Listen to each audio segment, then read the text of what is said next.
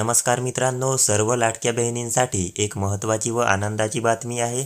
लाडकी बहीण योजनेच्या ई-के-वाय-सी करण्याची जी शेवटची तारीख होती ते आता वाढवण्यात आली आहे। सोबतच ज्या महिलांचे पती किंवा वडील नाहीत त्यांच्यासाठी काही सूचना सुद्धा या ठिकाणी देण्यात आली आहे। तर व्हिडिओ नक्की शेवटपर्यंत पहा। व्हिडिओवर संपूर्ण माहिती सांगण्यात आली आहे आणि चॅनलवर जर तुम्ही पहिल्यांदा आले असाल तर आमच्या चॅनलला सबस्क्राइब करून ठेवा। अशाच प्रकारची महत्त्वपूर्ण माहिती तुम्हाला भेटत राहील। तर चला मित्रांनो, व्हिडिओला सुरू करूया।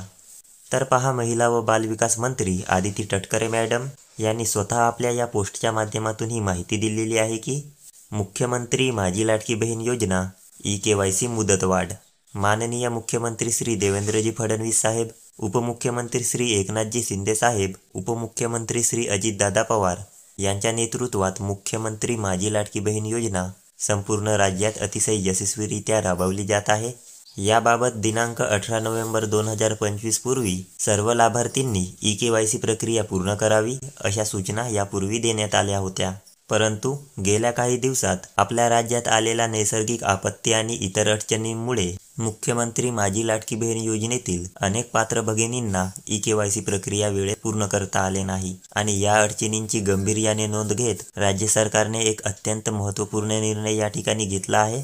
काय आहे ते निर्णय? तर पहा, लाडकी बहीण योजनेच्या ई-के-वाय-सी करण्याची अंतिम मुदत आता 31 डिसेंबर 2025 पर्यंत वाढवण्यात आली आहे। तसेच ज्या पात्र लाभार्थी महिलांचे वडील किंवा पती हयात नाहीत किंवा घटस्फोट झालेला आहे त्या लाभार्थी महिलांनी स्वतःचे ई-के-वाय-सी करावे व त्यांचे पती अथवा वडील यांचे अधिकृत मृत्यू प्रमाणपत्र व घटस्फोट प्रमाणपत्र किंवा माननीय न्यायालयाचे आदेश याची सत्यप्रत संबंधित जिल्ह्यातील, म्हणजेच तुम्ही ज्या जिल्ह्यात राहता त्या जिल्ह्यातील जे कोणी महिला व बालविकास अधिकारी असेल त्यांच्याकडे जमा करावे।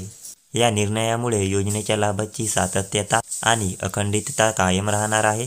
ज्या भगिनींनी अद्याप ई-के-वाय-सी प्रक्रिया पूर्ण केलेली नाहीत त्यांना विनंती आहे की त्यांनी या विस्तारित मुदतीचा लाभ घेत ही प्रक्रिया लवकरात लवकर पूर्ण करावी। तर ई-के-वाय-सी करण्याची जी मुदत आहे ते आता 31 डिसेंबरपर्यंत वाढवण्यात आली आहे। तर ज्यांनी आतापर्यंत आपले ई-के-वाय-सी केलेले नाहीत त्यांनी लवकरात लवकर आपले ई-के-वाय-सी करून घ्या।